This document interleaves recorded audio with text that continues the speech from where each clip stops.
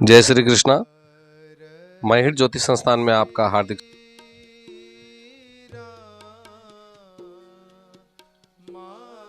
स्वागत है। दोस्तों, काल सर्प योग के बारे में कई लोगों में विशेष तरह की भ्रांति है, जिसकी वजह से जनमानस में काल सर्प योग के प्रति लोगों में बड़ी भयावह स्थिति बनी हुई।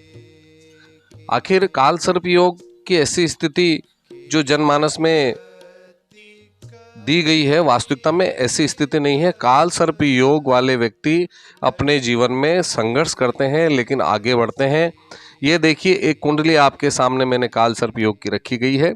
काल सर्प योग में हमेशा राहु अपनी विपरीत दिशा की तरफ चलता है, यानी कि वक्री होता है, और वक्री होकर के राहु के मध्य में जितने ग्रह आते हैं और समस्त ग्रह राहु और केतु के मध्य में आते हैं तो काल सर्प की योग की स्थिति बनती है, जैसे कि इस कुंडली के मध्य में बनी हुई है। यह योग ही काल सर्प योग कहलाता है। और जैसे देखा होगा, गुरु के साथ राहु बनने से चांडाल दोष भी बन रहा है, मंगल के साथ केतु होने से अंगिरा दोष भी इस कुंडली में बन रहा है। काल सर्प दोष में हमें, जैसे इस कुंडली के अंदर गुरु मीन राशि पर विराजमान है, उसकी स्वग्रही राशि है, राहु भी वहां विराजमान है, और गुरु यदि मान लिया जाए कि 12 राशि के 11 राशि के 17 या 18 अंश हो, और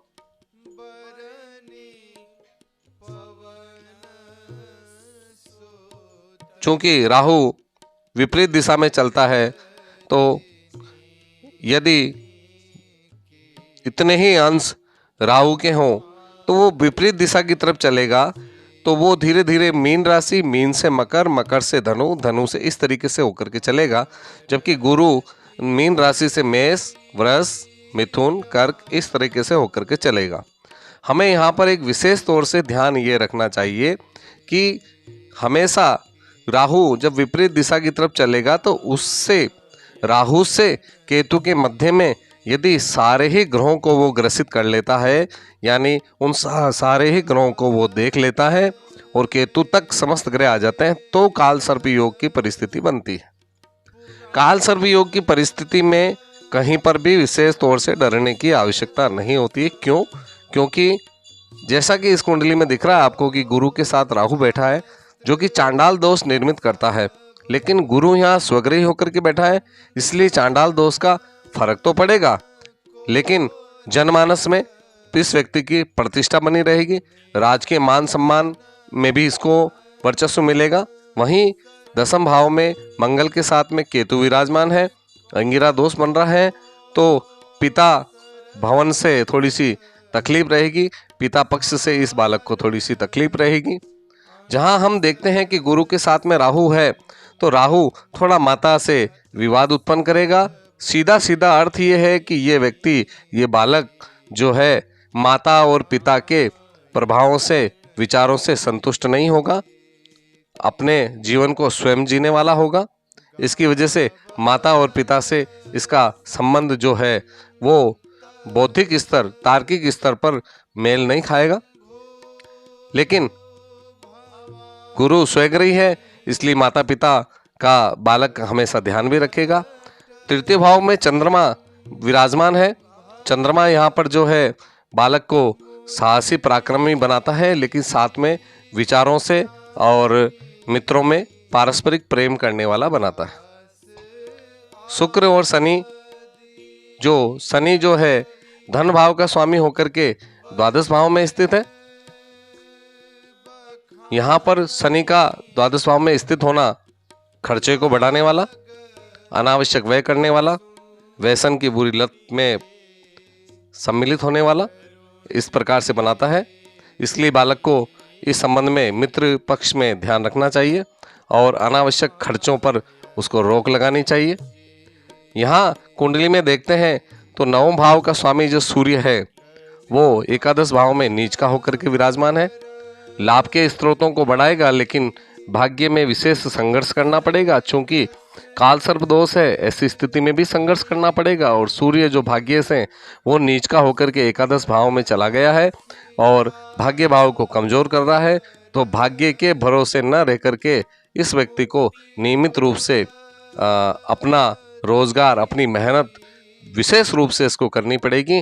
पर ये भाग्य के भरोसे रह करके कि मुझे भाग्य देगा या मुझे भगवान दे देंगे, भगवान देंगे लेकिन कर्म के अनुरूप ही आपको मिल पाएगा, उससे ज़्यादा आपको नहीं मिल पाएगा। बुध यहाँ पर है, ये एक अच्छी स्थिति है। सप्तम का स्वामी और दसम का स्वामी एकादश भाव में है, तो अच्छा योग बनता है और इस योग से आपके जीवन में लक्ष्मी बनी रहेगी। कुछ विपरीत परिस्थितियां होती हैं कि एक तरफ लक्ष्मी का बनना होता है और एक तरफ योग में लक्ष्मी का न बनना होता है। ऐसी स्थिति में जो फल मिलता है वो मध्यम श्रेणी का फल व्यक्ति को मिलता है। इस तरीके से हम कुंडली का अध्ययन करते हैं तो काल सर्प के साथ साथ में अन्य दूसरी चीजें भी देखी जाती हैं।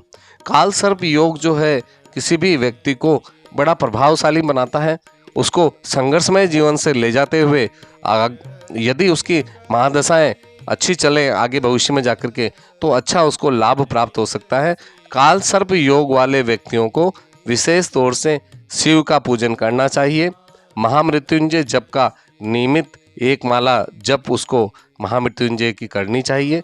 साथ ही शिव जी को नियमित रूप से 11 बिलपत्र साथ में दूध से स्नान शिव जी को कराया जाए, अभिषेक कराया जाए, वो उसके लिए बहुत शुभकारी रहता है। इसके साथ ही राहु और केतु राक्षस ग्रह हैं, लेकिन ये जितने भी ग्रह हैं वो सब इनका जो अधिपति देवता है वो भगवान शिव शंकर हैं। इसलिए सोमवार के दिन 11 बिलपत्र और शिव जी को अभिषेक करना पूर्ण लाभदायक रहेगा। क्योंकि भगवान हनुमान जी जो हैं वो भी एकादश रुद्र अवतार हैं, उनका पूजन पाठ करना और नियमित रूप से बजरंग बाण का पाठ करना, हनुमान बाहुक का पाठ करना, वडवानल स्तोत्र का पाठ करना बालक के लिए लाभदायी रहेगा। ये भी एक अच्छा संकेत मिलता है। राहु और केतु क्रूर ग्रह हैं। राहु जो है वो यदि आप शिव की जितनी पूजा करेंगे उतना ही राहु पर इफेक्ट पड़ेगा। इसके अलावा कई ज्योतिषकार, कई कर्मकांड विद्वान जो हैं राहु और केतु की पूजा करते हैं, काल सर्प की पूजा करते हैं। उसमें भी शिव की पूजा की जाती है, नागों की पूजा की जाती है। चूंकि नाग जो है वो भी, उनका भी जो अधिपति है वो भी शिव है। सर्पों की पूजा होती है, साथ में शेर भक्त की पूजा होती है और नाग देवी की पूजा होती है और राहु केतु की भी साथ में पूजा होती है। ये एक विधान है जिस विधान के माध्यम से सारे कार्य होते हैं। इसलिए आप पहले स्वयं पाठ पूजा करें, उसके बाद में जब आपको लगता है कि फिर भी कोई तकलीफ आ रही है तो किसी अच्छे विद्वान के माध्यम से काल सर्प योग का परिहार कराएं। डरने की इसमें कोई विशेष जरूरत नहीं है, क्योंकि काल सर्प योग वाले व्यक्ति ही अधिकतर उन्नति की राह पर अग्रसर होते हैं।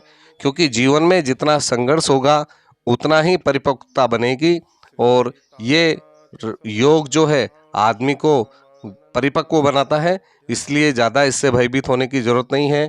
जिस तरीके से आजकल मीडिया में बताया जाता है काल सर्प योग के बारे में, इतना भयानक योग ये नहीं है।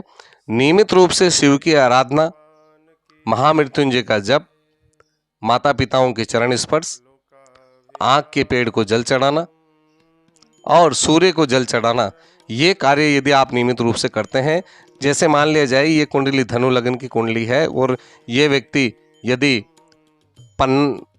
पुखराज धारण करता है और साथ में पुखराज के साथ में यदि माणिक्य धारण करता है तो भी बहुत अच्छा प्रभाव इसके ऊपर पड़ेगा, क्योंकि गुरु राहु से ग्रसित है और सूर्य जो है नीच का होकर के स्थित है।